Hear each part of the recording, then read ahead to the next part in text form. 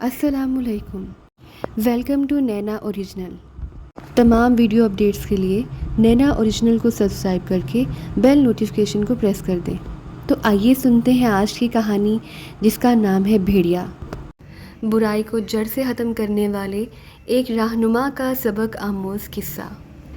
اس کائنات میں ہمیشہ سے خیر اور شر کے درمیان رسہ کشی جاری رہی ہے، اور یہ بھی حقیقت ہے کہ حصول انصاف کے راستے میں ناکامی کا یقین ہوتے ہوتے اچانک کامیابی قدم چوم لیتی ہے، اور یہی جیت انسان کو رب کائنات کے مزید قریب کر دیتی ہے۔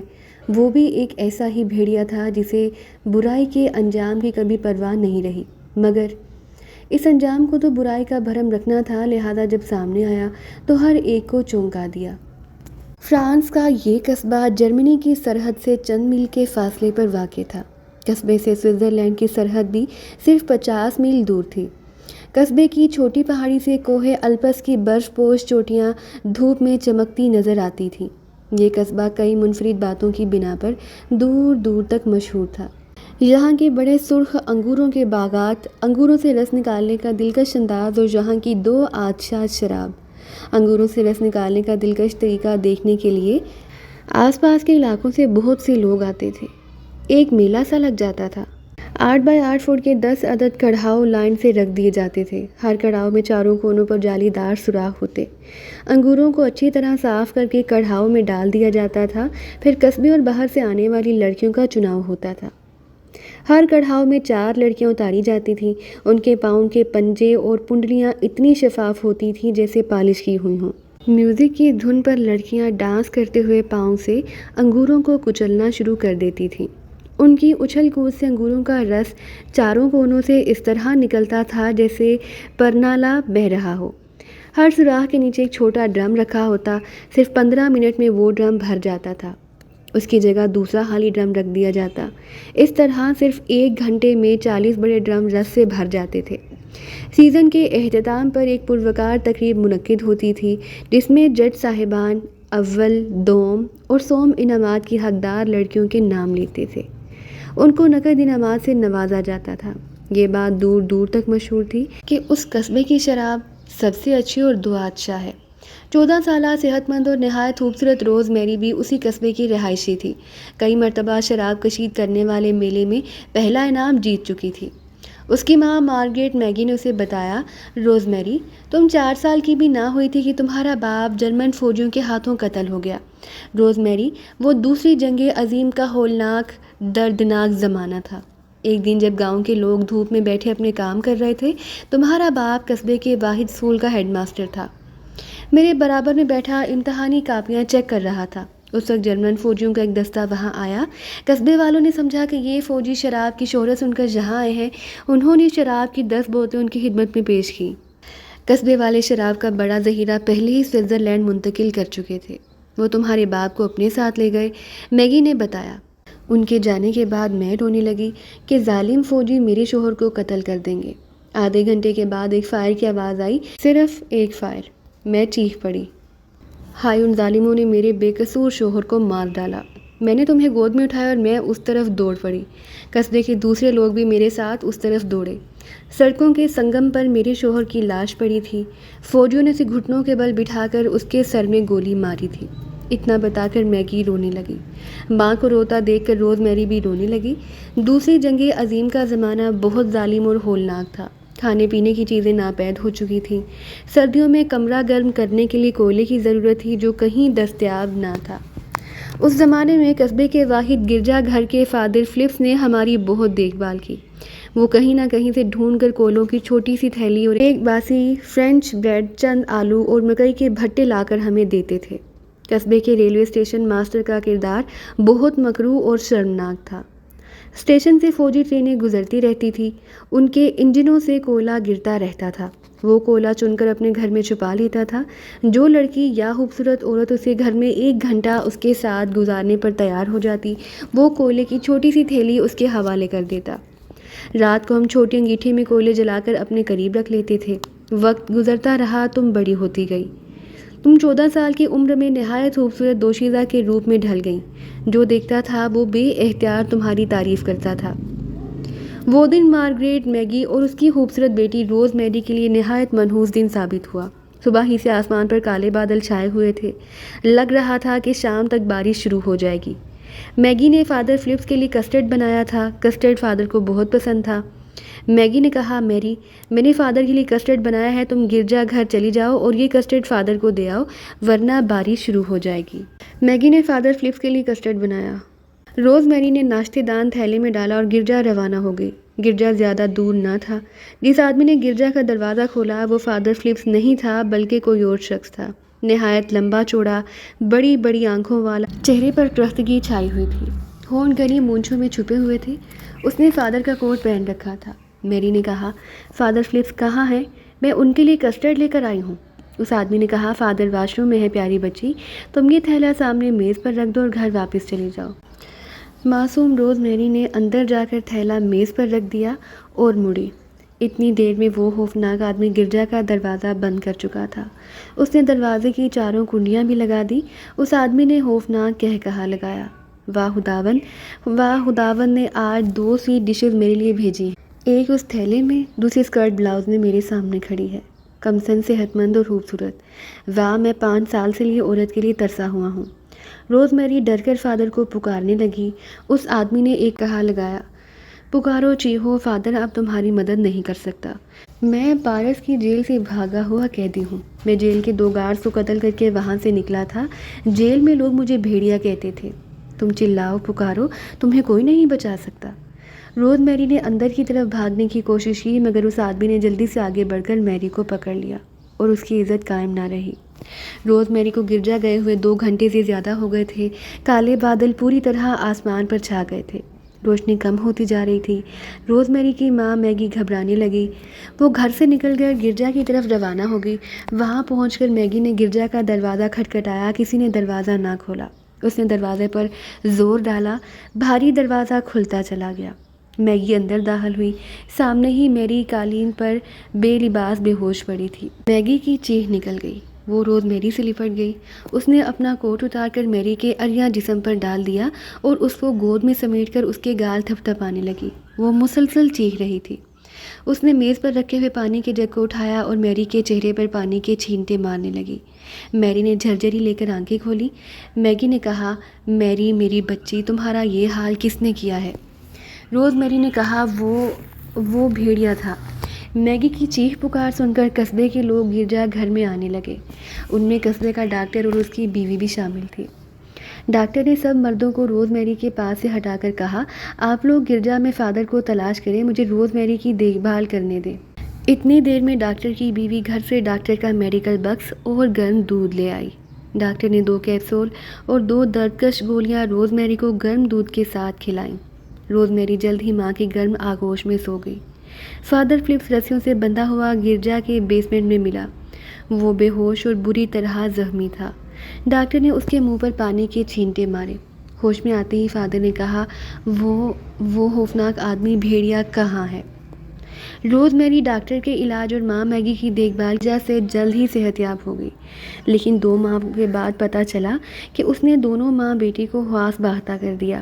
روز میری 2 ماہ کی حاملہ تھی۔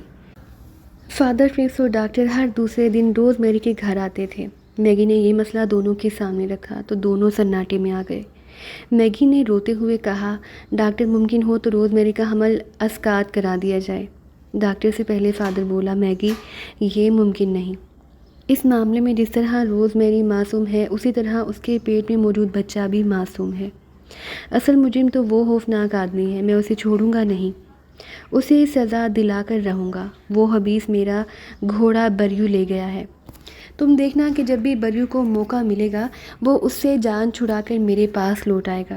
میرا بریو ہی مجھے اس خوفناک آدمی تک لے جائے گا۔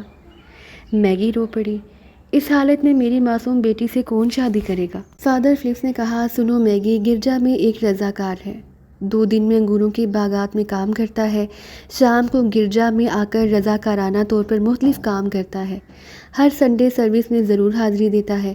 میں نے اس کی آنکھوں میں روز میری کے لیے محبت کی چمک دیکھی ہے۔ اس کا نام جوزف ہے۔ وہ میری سے شادی کرنے کے لیے تیار ہے۔ تم ماں بیٹی آپس میں مشورہ کر لو، اچھی طرح سوچ لو، پھر مجھے بتانا۔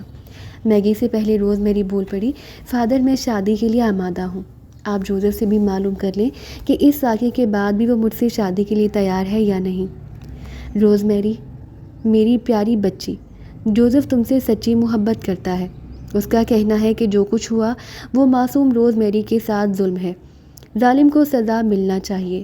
روز میری بالکل معصوم ہے، اور ہاں تمہاری ڈرائنگ بہت اچھی ہے، تم اسکیچ بناتی رہی ہو، تمہارے بنائے ہوئے اسکیچ گرجا میں دیواروں پر لگے ہوئے ہیں، جب بھی تمہیں وقت ملے تم اس منحوس بھیڑیا حسلت آدمی کا اسکیچ بناؤ، اپنی یادداشت کی بنا پر کئی اسکیچ بناؤ۔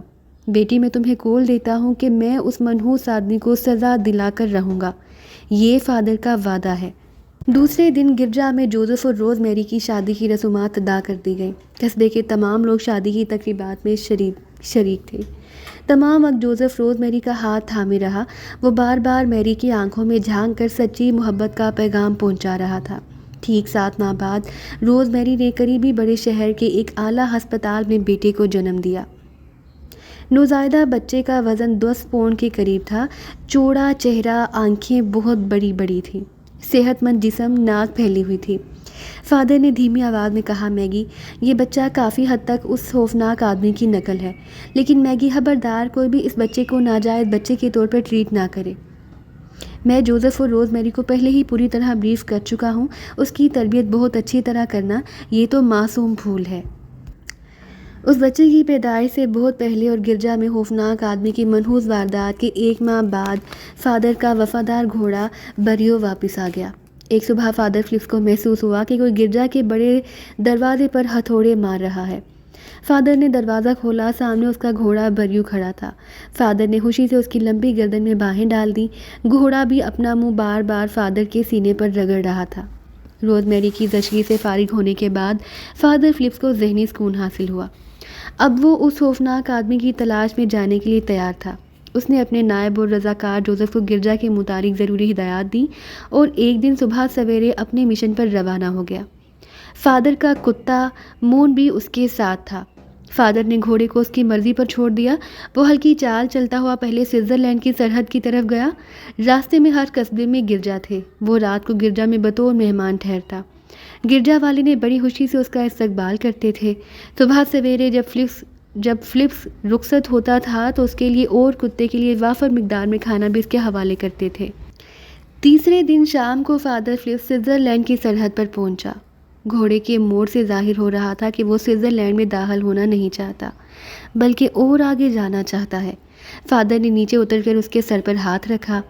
بریو، ہم آگے جائیں گے، جہاں تم مجھے لے جانا چاہتے ہو وہیں جائیں گے، لیکن بریو، ہمیں رات تو گزارنی ہے نا۔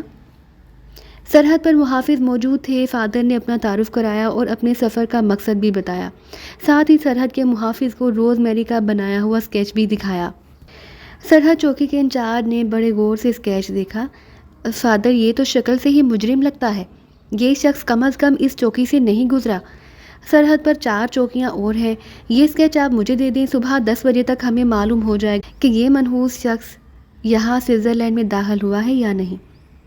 اور فادر، مجھے اور میرے ساتھیوں کو بڑی خوشی ہوگی آپ رات کو ہماری چوکی کے آرام دہ کمروں میں بطور مہمان ٹھہریں۔ فادر کو نوجوانوں کا جذبہ دیکھ کر بے حد مسرت ہوئی۔ صبح فادر ناشتے سے فارغ ہوا ہی تھا کہ باقی 4 سرحدی چوکیوں سے اطلاع آ گئی کہ یہ شخص کسی بھی چوکی سے سوئٹزرلینڈ میں داخل نہیں ہوا۔ فادر نے مسکراتے ہوئے کہا، میرے گھوڑے کا موڈ بھی یہی بتا رہا تھا۔ میرے بچوں، تمہاری مہمان نوازی کا شکریہ، خداوند تمہیں خوش رکھے۔ فادر فلپس کا سفر پھر شروع ہوا۔ 2 دن کے سفر کے بعد بریو اٹلی میں داخل ہو گیا۔ تیسرے دن بریو ایک طویل سرسبز چراگاہ میں داخل ہو کر ایک غیر آباد جھونپڑی کے سامنے کھڑا ہو گیا۔ فادر سمجھ گیا کہ اب بریو کا سفر ختم ہو گیا ہے۔ آس پاس کے کھیتوں میں بہت سے کسان کام کر رہے تھے۔ فادر نے انہیں اس خوفناک آدمی کا اسکیچ دکھا کر کہا، میں بہت دور سے اس بدمعاش کی تلاش میں آیا ہوں، کیا تم لوگ میری مدد کرو گے؟ پھر فادر نے گرجا میں ہونے والی ہولناک واردات کے بارے میں تفصیل سے بتایا۔ ان میں سے ایک عمر رسیدہ آدمی نے کہا، فادر، یہ عجیب و غریب شخص کافی عرصے سے پہلے یہاں آیا تھا، اس کے پاس گھوڑا تھا، وہ بھی بہت ہی عجیب آدمی تھا، 2 قامت دوڑ کر ہرن پکڑ لیتا تھا، چاقو سے اس کا گلا کاٹتا تھا۔ فادر، وہ اس کا خون پیتا تھا، پھر اس کے ٹکڑے کر کے آگ پر بھونتا تھا، پھر پورا ہرن کھا جاتا، قریب کی ندی میں بالکل برہنہ ہو کر نہاتا تھا، اپنے کپڑے دھوتا تھا، پھر اسی حلقے میں اس جھونپڑی میں آ کر سو جاتا۔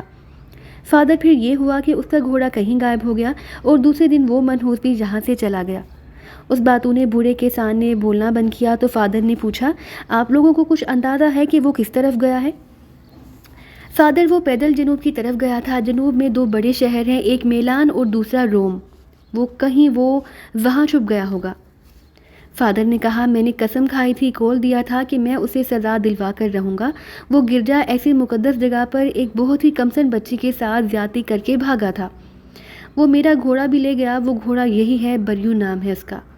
اس نے مجھے یہاں تک پہنچایا۔ وہ یہاں سے پیدل کہیں گیا ہے۔ اب میرے وفادار کتے مون کا کام شروع ہوگا۔ فادر نے کتے کو پاس بلا کر اس کے سر پر ہاتھ پھیرا۔ مون، اب تمہارا کام شروع ہوتا ہے۔ تم اس جھونپڑی میں جاؤ اور اس منحوس آدمی کو بو سونگھ کر اپنی کھوپڑی میں بٹھا لو۔ اب تم اس کی بو سونگھتے ہوئے چلو اور اس آدمی کو ڈھونڈ نکالو۔ مون نے سر اٹھایا جیسے سب کچھ سمجھ گیا ہو۔ پھر وہ جھونپڑی میں چلا گیا۔ دیہاتی کسان بڑی حیرت سے یہ سب دیکھ رہے تھے۔ تھوڑی دیر کے بعد مون جھونپڑی سے نکل کر فادر کے پاس آ کر بیٹھ گیا۔ فادر کا گھوڑا قریب ہی گھاس چر رہا تھا۔ فادر کی آواز دینے پر بریو فادر کے پاس آ کر کھڑا ہو گیا۔ فادر نے اس پر کاٹھی ڈالی اور دوسرا سامان لادنے لگا۔ فادر نے ان کے سر پر ہاتھ رکھ کر دعائیں دیں اور رخصت چاہی۔ سب لوگ فادر کو بڑی سڑک تک چھوڑنے آئے۔ مون بو سونگتا ہوا آگے بڑھ رہا تھا۔ فادر گھوڑے پر سوار اس کے پیچھے آ رہا تھا۔ کئی گھنٹوں کے بعد یہ عجیب و غریب قافلہ سڑکوں کے ایک سنگم پر پہنچا جہاں بورڈ لگے ہوئے تھے۔ ایک سڑک روم کی طرف جا رہی تھی، دوسری کا رخ میلان کی طرف تھا، جہاں آ کر مون ذرا سی گھبراہٹ کا شکار ہوا۔ کبھی روم والی سڑک کی طرف جاتا تھا، کبھی میلان روڈ کی طرف۔ 5-10 منٹ کی پریشانی کے بعد مون نے میلان روڈ کے کنارے پر چلنا شروع کر دیا۔ 2 گھنٹے تک یہ منفرد قافلہ آہستہ آہستہ میلان روڈ پر 10 منٹ کی پریشانی کے بعد رواں دواں ہو گیا۔ 2 گھنٹے تک یہ منفرد قافلہ آہستہ آہستہ میلان روڈ پر آگے بڑھتا رہا۔ ایک مقام پر مون رک گیا، جہاں سے ایک ذیلی پتلی سی سڑک ایک چھوٹی سی بستی کی طرف جا رہی تھی۔ مون نے ادھر ادھر چکر کاٹ کر بستی کی طرف جانے والی سڑک کا انتخاب کیا۔ وہ آدھے گھنٹے تک بستی کی گلیوں میں گھومتا رہا، جہاں بڑے رقبے والے مکانات تھے جن میں مکانیت کم تھی مگر کھلا رقبہ کافی زیادہ تھا۔ مون گلی کے کونے والے مکان کے سامنے پہنچ کر ٹانگیں پھیلا کر بیٹھ گیا۔ یہ اس بات کا اشارہ تھا کہ وہ خوفناک آدمی یہاں قیام پذیر ہے۔ یہ مکان بھی بہت بڑا رقبے والا تھا۔ مکانیت کم تھی مگر کھلا رقبہ بہت وسیع تھا۔ پچھلی طرف چند چیری اور سیب کے درخت تھے۔ فادر فلپس گھوڑے سے اتر گیا۔ اس نے بیگ سے اپنا پستول نکالا، اسے اچھی طرح چیک کیا اور اپنے کوٹ کی جیب میں رکھ لیا۔ پستول دیکھ کر مون کے کان بھی کھڑے ہو گئے۔ وہ بھی تن کر کھڑا ہو گیا اور مکان کے گیٹ کی طرف دیکھنے لگا۔ فادر نے آگے بڑھ کر دروازہ کھٹکھٹایا۔ کچھ دیر بعد ایک عورت نے گیٹ کا چھوٹا دروازہ کھول کر باہر دیکھا۔ وہ اس عجیب و غریب قافلے کو حیرت سے دیکھ رہی تھی۔ عورت لمبی، صحت مند اور نہایت خوبصورت تھی۔ عمر تقریباً 35 سال تھی۔ اس کی بڑی بڑی خوبصورت آنکھوں میں حیرت تھی۔ فادر نے آگے بڑھ کر اپنا مفصل تعارف کرایا۔ پوچھا، ینگ لیڈی، تمہارا شوہر کہاں ہے؟ میں اس سے ملنا چاہتا ہوں۔ سب سے پہلے تم اپنا نام بتاؤ۔ فادر، میرا نام صوفیہ ہے۔ میرا شوہر روم کے ایک ہسپتال میں ایڈمٹ ہے۔ اس کی روڈ ایکسیڈنٹ میں دونوں ٹانگوں کی ہڈیاں ٹوٹ گئی تھیں۔ 1 ماہ اور ہسپتال میں رہے گا۔ میرے شوہر سے آپ کو کیا کام ہے؟ میں حیران ہوں فادر۔ میری بچی، میں ابھی حیرانی دور کر دیتا ہوں۔ سب سے پہلے تم یہ اسکیچ دیکھو، باقی باتیں بعد میں ہوں گی۔ اسکیچ دیکھ کر صوفیہ کی بڑی بڑی آنکھیں اور پھیل گئیں۔ یہ منحوس جانور میرے گھر میں چند دن مہمان ٹھہرا تھا۔ یہ منحوس میری آدھی مرغیاں کھا گیا۔ رات کو میرا جسم نوچتا تھا۔ ایک دن کہیں چلا گیا، شاید روم کی طرف گیا ہو وہ کمینہ۔ میرا 4 دن کا کرایہ بھی لے گیا۔ جو پیسے میں نے سبزیاں اور پھل بیچ کر جمع کیے تھے وہ بھی چھین کر لے گیا۔ فادر، جب سے میرا شوہر ہسپتال میں ہے میں سبزیاں اور مرغی کے انڈے بیچ کر گزارا کر رہی ہوں۔ فادر نے بڑے بڑے نوٹ نکال کر صوفیہ کی طرف بڑھائے۔ میری بچی، ہم چند دن تمہارے گھر میں مہمان رہنا چاہتے ہیں۔ میں، میرا گھوڑا بریو اور میرا کتا مون۔ مون تمہاری مرغیوں کو بالکل تنگ نہیں کرے گا، نہ ہی تمہیں مجھ سے کسی قسم کا نقصان پہنچے گا۔ بڑے بڑے نوٹ ہاتھ میں تھام کر صوفیہ کی آنکھوں میں آنسو آ گئے۔ کیوں شرمندہ کرتے ہیں فادر؟ میں بڑا گیٹ کھول رہی ہوں، آپ سب اندر آ جائیے، میرے کمروں کے پیچھے والے حصے میں گھاس بہت بڑھ گئی ہے، اچھا ہے آپ کے گھوڑے کے کام آئیے، پیچھے پانی کا چھوٹا سا تالاب بھی ہے، فادر پلیز آپ اندر آ جائیے۔ فادر اپنے گھوڑے اور کتے کے ساتھ اندر داخل ہوا۔ وسیع صحن میں سبزیوں کی کیاریاں لگی ہوئی تھیں۔ مہمانوں کا کمرہ ہوادار اور صاف ستھرا تھا، بیڈ پر بستر بھی اچھا تھا۔ فادر نے گیسٹ روم میں سامان رکھا اور نہانے چلا گیا۔ کھانے کے بعد فادر فلپس گیسٹ روم میں آیا۔ وہ بہت تھکا ہوا تھا، 1 گھنٹے کروٹیں بدلنے کے بعد بھی نیند نہ آئی۔ دماغ میں ایک ہی سوال گردش کر رہا تھا کہ اب کیا کیا جائے۔ یکایک اس کے دماغ میں چمک سی پیدا ہوئی۔ بشپ مائیکل، اس کا پرانا دوست۔ دونوں میں مذہبی تعلیم ایک ہی ادارے میں ایک ساتھ مکمل کی تھی۔ فادر کی معلومات کے مطابق مائیکل ان دنوں عیسائیوں کے مقدس شہر ویٹیگن سٹی میں خدمات انجام دے رہا تھا۔ ویٹیگن سٹی روم کا ہی حصہ تھا۔ اس نے فیصلہ کر لیا کہ کل وہ روم روانہ ہو جائے گا، ویٹیگن ریاست کی زیارت کرے گا اور بشپ مائیکل کو تلاش کر کے اس کے سامنے یہ مسئلہ رکھے گا۔ نتائج یقیناً اچھے برآمد ہوں گے۔ صبح ناشتے کے بعد اس نے صوفیہ کو اپنے پاس بٹھایا۔ دیکھو صوفیہ میری بچی، میں چند دن کے لیے ویٹیگن سٹی روم کی زیارت کے لیے جانا چاہتا ہوں۔ میرے یہ دونوں دوست تمہارے مہمان رہیں گے، ان کا اچھی طرح خیال رکھنا۔ حج کے لیے میں تمہیں کافی رقم دے کر جاؤں گا۔ میں روم کے ہسپتال میں تمہارے شوہر کی مزاج پرسی بھی کروں گا۔ تم مجھے اپنے شوہر کا نام، ہسپتال کا نام وغیرہ ایک پرچے پر لکھ کر دے دو۔ کوشش کروں گا کہ ہسپتال میں تمہارے شوہر کو بہترین سہولتیں مہیا کی جائیں۔ فادر نے اپنے سامان سے پرس نکالا اور بڑے نوٹ صوفیہ کے ہاتھ پر رکھ دیے۔ صوفیہ کی آنکھوں سے آنسو نکل آئے۔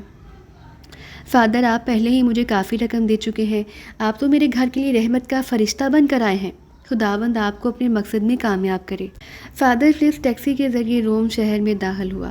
روم ان چند شہروں میں شمار ہوتا ہے جو قبل از تاریخ سے اب تک اپنی اصلی حیثیت میں قائم ہے۔ یہاں ہر سال لاکھوں سیاح اسے دیکھنے آتے ہیں، مگر فادر کو کسی چیز سے دلچسپی نہ تھی۔ وہ جلد از جلد مقدس ریاست ویٹیگن سٹی کی حدود میں داخل ہونا چاہتا تھا۔ یہ ریاست روم شہر کے ایک حصے میں قائم تھی۔ اس ریاست کی اپنی پولیس اور دوسرے محکمے تھے جو عالی جناب پوپ کے ماتحت تھے۔ فادر نے دعائیں پڑھتے ہوئے مقدس ریاست کی حدود میں قدم رکھا۔ بشپ مائیکل کو تلاش کرنے میں اسے زیادہ پریشانی اٹھانی نہ پڑی۔ ایک کمر حمیدہ بوڑھی عورت نے فادر کو اس گرجا گھر تک پہنچا دیا جہاں بشپ مائیکل قیام پذیر تھا۔ مائیکل اپنے سامنے پرانے دوست فادر فلپس کو دیکھ کر دنگ رہ گیا۔ چند لمحے تک اسے یقین ہی نہ آ رہا تھا کہ اس کے سامنے اس کا پرانا دوست فلپس کھڑا ہے۔ دونوں دوست بڑی گرم جوشی سے گلے ملے، پھر خاطر مدارت کا سلسلہ شروع ہوا تو کئی گھنٹوں تک جاری رہا۔ آخر میں فلپس نے اپنے ہاتھ اٹھا دیے۔ بس بھائی مائیکل، اب ہمیں کام کی طرف توجہ دینا چاہیے۔ ہاں فلپس، کیا کام ہے تمہارا؟ تمہارا کام تو ہر حالت میں کروں گا۔ فلپس نے کچھ دیر تک سوچا۔ میرے عزیز دوست، کہانی بہت لمبی ہے، تمہیں سکون سے سننا ہوگی۔ میں آج کل فرانس میں جرمنی کی سرحد کے قریب ایک چھوٹے سے قصبے کے گرجا میں مذہبی خدمات سر انجام دے رہا ہوں۔ قصبے کے لوگ مذہبی ذہنیت والے ہیں، میری بے انتہا عزت کرتے ہیں، لیکن وہاں گرجا کے اندر ایسا شرمناک واقعہ پیش آیا کہ میں رو پڑا۔ ایک صبح ایک لمبا چوڑا بھیانک شکل والا آدمی گرجا میں گھس آیا۔ اس نے مجھے مارا پیٹا، زخمی کیا اور رسی سے باندھ کر گرجا کے بیسمنٹ میں لڑکا دیا۔ بقول اس کے وہ پیرس کے سینٹرل جیل کے 2 گارڈز کو قتل کر کے بھاگا تھا۔ جیل میں قیدیوں سے بھیڑیا کہتے تھے۔ اس نے مجھے بیسمنٹ میں بند کر دیا تھا۔ بدقسمتی سے قصبے کی ایک خوبصورت اور کمسن لڑکی گرجا میں داخل ہوئی۔ اس بدماش بھیڑیا حسرت آدمی نے اس کی عصمت دری کی اور اسے بے ہوش حالت میں چھوڑ کر میرا گھوڑا لے کر بھاگ گیا۔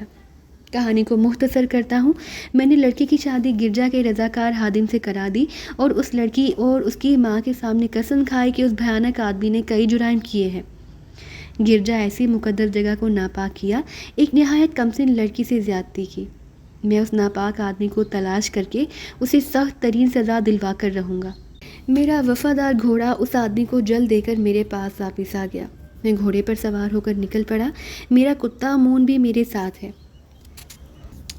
میں نے دل میں قسم کھائی کہ میں اس آدمی کی تلاش میں دنیا کے آخری کونے تک جاؤں گا۔ میرے گھوڑے نے مجھے اٹلی کے دیہاتی علاقے میں بنی ایک غیر آباد جھونپڑی تک پہنچا دیا۔ اس کے بعد مجھے میرا کتا مون میلان روڈ کے قریب واقع بستی کے ایک مکان تک لے گیا۔ وہاں اس بھیڑیا حسلت آدمی نے چند دن قیام کیا تھا۔ اس نے وہاں بھی اپنی فطرت دکھائی۔ وہ اس غریب عورت کے تمام پیسے چھین کر ایک کار کے ذریعے روم آ گیا۔ میرے دوست مائیکل، یہ میری 1.5 ماہ کی کتھا ہے جو میں نے تمہیں سنائی ہے۔ روم بڑا شہر ہے، میں اسے کیسے تلاش کروں؟ میرے دوست میری مدد کرو، میں کسی صورت میں ناکام واپس نہیں جاؤں گا۔ بشپ مائیکل دلچسپی و غور سے اپنے دوست کی کہانی سن رہا تھا۔ کچھ دیر کے بعد اس نے کہا، فلپس، تم بچپن سے ہی دھن کے پکے تھے، تمہاری لگن اور محنت، راستے کی تکالیف دیکھتے ہوئے مجھے پکا یقین ہے کہ دیر یا سویر تم اپنے مقصد میں ضرور کامیاب ہوگے۔ ہاں، تم ایک بات بتاؤ، میلان روڈ سے متصل ایک بستی پہنچے، ایک مکان میں ٹھہرے، تم نے اس مکان کی مالکن جس کا شوہر روم کے ہسپتال میں ایڈمٹ ہے اسے کیسے یقین دلایا کہ تم خاص آدمی کی تلاش میں ہو، اور اس عورت نے کیسے پہچان لیا کہ ہاں یہ وہی آدمی ہے؟ اچھا سوال ہے۔ یہ کہہ کر فادر فلپس نے اپنے تھیلے میں سے روز میری کے بنائے ہوئے 3 عدد اسکیچز نکالے اور مائیکل کے حوالے کر دیے۔ اسکیچ دیکھتے ہی مائیکل اپنی جگہ سے کھڑا ہو گیا۔ ارے، اس سے آگے اسے بولا ہی نہیں جا رہا تھا۔ فلپس بھی کھڑا ہو گیا۔ کیا ہوا میرے دوست، کیا ہوا؟ فلپس، مائیکل نے اپنی جگہ پر بیٹھتے ہوئے کہا، فلپس، میں سوچ رہا تھا کہ تمہارے جسم میں کون سی نیک روح حلول کر گئی ہے، تم نے کلیسا کا اونچا نام اور بلند کر دیا ہے۔ تم لمبا سفر کرتے ہوئے آئے ہو، راستے میں نہ جانے کتنی تکلیفیں اٹھائی ہوں گی۔ تم اپنی عادت کے مطابق دھن کے پکے نکلے، تم صحیح جگہ آئے ہو دوست۔ گرجا کا مجرم سمجھو ہمارے ہاتھ میں ہے۔ بتاؤ جلدی بتاؤ میرے دوست، مجھے بڑی بے چینی ہو رہی ہے۔ سنو فلپس، اس معصوم مظلوم کمسن لڑکی نے بڑا اچھا اسکیچ بنایا، میں تو پہلی نظر ڈالتے ہی پہچان گیا تھا۔ دیو کامت شخص کام کی تلاش میں میرے پاس آیا تھا، میں نے اس کا ڈیل ڈول دیکھتے ہوئے اسے بطور گارڈ بھرتی کر لیا۔ یہ چند ماہ پہلے کی بات ہے، آج کل اس کی ڈیوٹی قدیم مدفن پر لگی ہوئی ہے۔ قدیم مدفن؟ تمہارا مطلب ہے زمین دوز قبرستان سے جہاں کئی مقدس ہستیاں دفن ہیں؟ ہاں میرے دوست، یہ قدیم قبرستان زمین دوز ہے اور اس کے 3 لیول ہیں۔ مقدس ہستیوں کے تابوتوں کی دیواروں میں دفن کیا گیا ہے، بیچ میں زائرین کے گزرنے کے لیے راستہ چھوڑا گیا ہے، وہاں صبح سے شام تک دنیا بھر سے زائرین آتے ہیں۔ تیسرا لیول اب کچھ مخدوش ہو گیا ہے، اسے مرمت کے لیے بند کر دیا گیا ہے، وہاں 24 گھنٹے گارڈز کی ڈیوٹی رہتی ہے، 8-8 گھنٹے کی 3 شفٹیں ہیں۔ تمہارا مطلب ہے مطلوبہ بھیڑیا حسلت آدمی مارننگ شفٹ میں ہے، تو چلو نا وہاں، میں بھی اس قدیم مدفن کی زیارت کر لوں گا اور ہم اس بدماش کو بھی قابو کر لیں گے۔ چلو میرے دوست۔ ایسے نہیں فلپس، سمجھو اب یہ کیس میرے ہاتھ میں ہے، مجھے کچھ سوچنے کا موقع دو۔ جہاں تک زیارت کا تعلق ہے، ہم اس مسئلے سے فراغت پا لیں، پھر تم میرے ساتھ جہاں چلو گے، تمہیں 3 لیول کی زیارت کراؤں گا، بے فکر رہو۔ فلپس نے رات بشپ مائیکل کی قیام گاہ میں گزاری۔ ڈنر کے دوران فلپس نے اپنے دوست مائیکل کے دماغ میں 2 باتیں ڈالی۔ نمبر 1، صوفیہ کا شوہر جو روم کے ہسپتال میں ایڈمٹ تھا، اس کی مناسب دیکھ بھال، اور جب تک وہ مکمل طور پر صحت یاب نہیں ہو جاتا اس کی فیملی کے اخراجات۔ چرچ کے بریو اور کتا مون خاتون صوفیہ کے گھر میں مہمان کے طور پر ٹھہرے ہوئے ہیں، وہ کیسے روم آئیں گے؟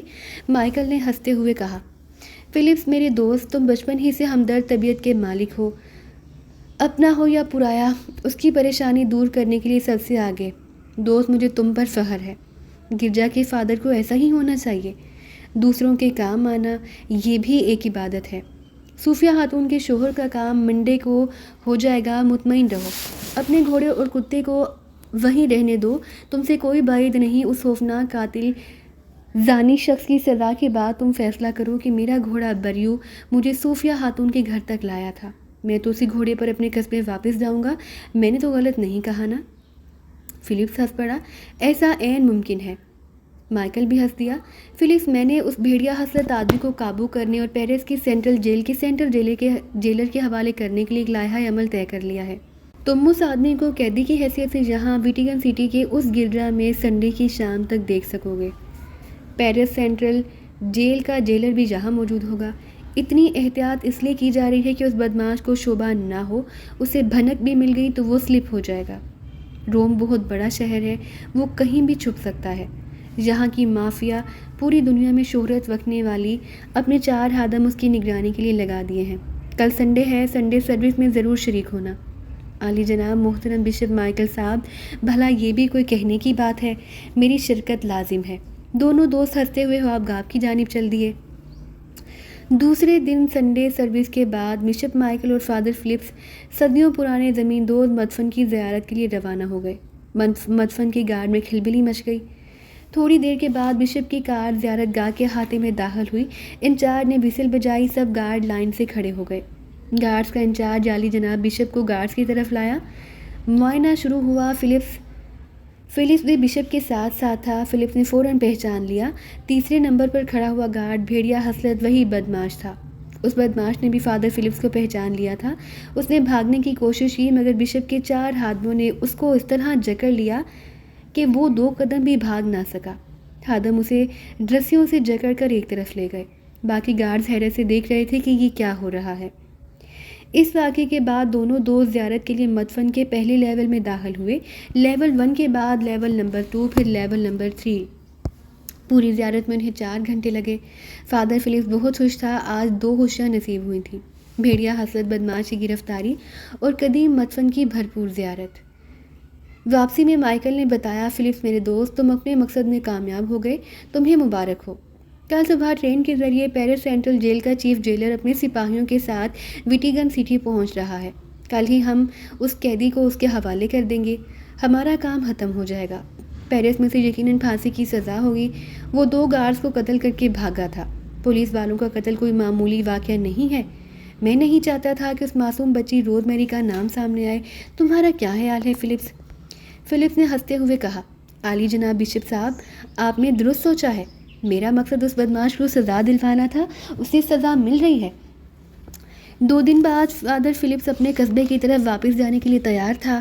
اس کے ساتھی اور دوست گھوڑا اور کتا، بریو اور مون پہلے ہی ریلوے اسٹیشن پہنچ چکے تھے۔ فلپس اپنے دوست بشپ مائیکل کی بڑی کار میں روم ریلوے اسٹیشن کی طرف جا رہا تھا۔ اس کی بڑی وین آدھے سے زیادہ تحفوں سے بھری پڑی تھی۔ روز میری اور اس کے شوہر کے لیے خاص تحفے تھے۔ دوران سفر بشپ مائیکل نے کہا، دوست، میں نے تمہارا تذکرہ بڑی تفصیل کے ساتھ عزت مآب پوپ کے گوش گزار کیا تھا۔ وہ سن کر بہت خوش ہوئے۔ فرمایا، کلیسا کے خادم کو ایسا ہی ہونا چاہیے، ہمہ وقت خدمت کے لیے تیار۔ اور فرمایا، میں فادر فلپس سے ضرور ملنا چاہوں گا، لیکن اس وقت تو میں جنوبی افریقہ کے دورے پر جا رہا ہوں۔ میری واپسی پر فادر فلپس کو خصوصی دعوت نامہ بھیج کر اسے ضرور یہاں بلانا۔ مجھے اس سے ملاقات کر کے بے انتہا خوشی ہوگی۔ فادر فلپس خوشی سے اچھل پڑا۔ سچ کہہ رہے ہو میرے دوست، میرے تو نصیب جاگ گئے۔ عزت مآب کے روبرو حاضری، قدم بوسی۔ مائیکل میرے دوست، میں خوش ہوں، بے انتہا خوش ہوں۔ فادر فلپس کی آنکھیں آنسوؤں سے بھر گئیں۔